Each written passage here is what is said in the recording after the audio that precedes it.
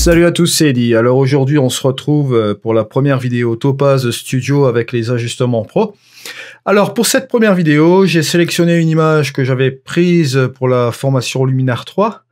Et cette fois-ci, bon, vous voyez, bon, là je l'ai mise dans Topaz, en RAW, en fichier brut. Et comme vous pouvez le constater, comme d'habitude dans Topaz, les fichiers RAW sont très plats, mais vraiment très plats. Mais bon, ce n'est pas un problème au niveau des corrections, on va aller très vite dans deux ajustements ici, le Basic Adjustment et le Brightness Contrast, qui sont tous les deux gratuits, je tiens à le signaler. Voilà, je vais commencer par celui-ci, j'ai enlevé le petit œilleton qui est fait là, voilà, qui est ici. Et on a déjà rattrapé notre ajustement sur les ombres, les hautes lumières, j'ai fait mon point blanc et mon point noir, et j'ai joué aussi un petit peu sur ma balance ici en utilisant la petite pipette qui est là. Voilà, pour ce petit truc ici qui est le brightness et le contraste, je vais vous montrer le avant et le après. En fait, je trouvais que mon ciel est un petit peu, je voulais récupérer un petit peu de données dans mon ciel. Ce que j'ai fait là, tout simplement, c'est que, vous allez le voir tout de suite, j'ai utilisé un filtre graduel juste ici qui a joué sur la luminosité de mon image et je l'ai accentué forcément sur la partie ciel, ce qui m'a donné, regardez, le avant ici et le après. Je trouve ça pas trop mal. En plus, il a vraiment bien sélectionné ces parties ciel là. Donc voilà. Et j'ai développé cette photo comme celle-ci. J'aurais pu très bien ajouter aussi le Sharpen dans les ajustements pro, mais ça on en parlera plus tard. Là, pour l'instant, je voulais parler aujourd'hui du premier ajustement pro qui est abstraction. Voilà. Alors, abstraction, qu'est-ce que c'est? C'est un filtre qui vous permettra de transformer votre photo en fichier, comment dire ça, peinture, on va dire, en une espèce de petite peinture aquarelle. Alors c'est très simple, vous allez voir, pas vraiment compliqué ce filtre. Vous avez la possibilité de jouer sur deux espaces de colorimétrie, la RGB et celle-ci. Moi je vous conseille d'utiliser par défaut la RGB. On va pas se compliquer la vie en utilisant l'autre, voilà. Donc on va utiliser la première bien sûr. Alors vous avez donc ce premier curseur qui est très simple, Simplify Size. Donc c'est simplement, vous allez voir, transformer votre photo en peinture, mais bon, là comme vous pouvez constater, vous avez une espèce de puissance à ce niveau-là, plus vous montez forcément, et plus ça va devenir pixelisé, on va dire vraiment peinture à mort, quoi. Donc là, ce que je vous conseille, c'est commencer léger comme ça, un petit peu comme ceci, peut-être 0,16, allez 0,24, comme ceci. Ici, vous avez le deuxième curseur qui est le Feature Boost. Donc, qu'est-ce que c'est que ce curseur-là?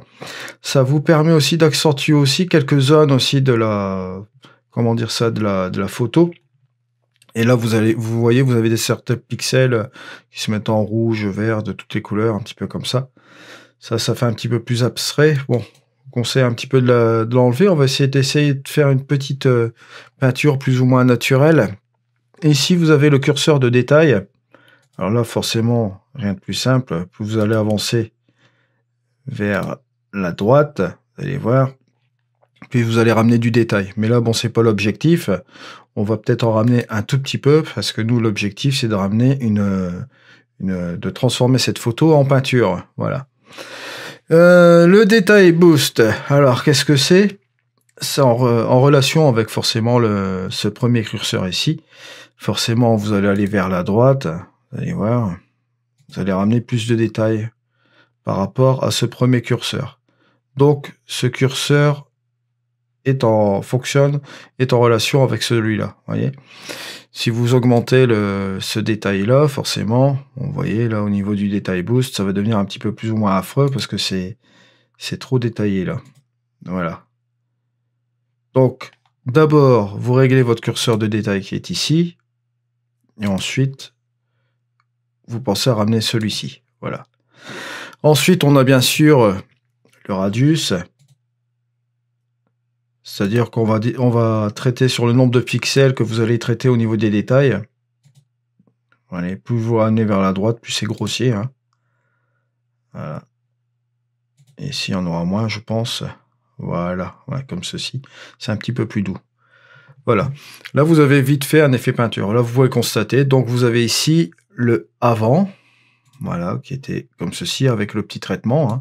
Et le après, ça vous fait une petite peinture légère comme ça. Bon, bien sûr, après, vous pouvez accentuer avec la taille du Simplify, comme ceci. Avec un petit peu plus de détails, ou bien moins de détails plutôt, pardon. Voilà. Pour accentuer l'effet peinture, voilà, comme ceci. Je fais un petit peu attention parce que là, mon fer a tendance à disparaître un peu comme ça, donc je vais le ramener plus par là. Au niveau des détails, pareil, détail boost par rapport au strength, je vais le rester plus comme ça. Voilà, et vous avez ce petit effet peinture. Et par rapport à l'original du début, forcément, ça c'est l'image délavée. Bon, vous avez ceci, mais je vais plutôt partir par rapport à la photo que j'avais post-traitée auparavant avec quelques détails là, voilà. Donc comme ceci, vous partez de ce niveau-là, on va dire, à ce niveau-là, vous voyez. Peinture légère, assez sympa. Et je trouvais que cette photo fonctionnait très bien avec ce cadre-là. Bon, maintenant, ça ne vous empêche pas aussi de vous rajouter une petite vignette. Maintenant, si vous voulez ramener plus les détails d'un côté, peut-être là, ici, on a plus de luminosité par là, pour ramener tout doucement là-bas, et puis cacher un petit peu cette petite lumière qui est là. Pourquoi pas, voilà. Donc c'était un petit peu le filtre abstraction qui vous permet de transformer votre photo, comme vous constatez, en peinture, là, qui est là, voilà. Pour vous procurer cet ajustement pro, n'hésitez pas à utiliser mon lien affilié en dessous, ou une fois que vous êtes sur le site internet, vous pouvez taper le code EDIQUINOL et vous allez obtenir 15% de réduction sur ce filtre. Voilà, on passera donc la semaine prochaine en revue sur un autre filtre qui sera l'ajustement pro enfin par intelligence artificielle, ici le Clear. On en parlera plus en détail la semaine prochaine, voilà.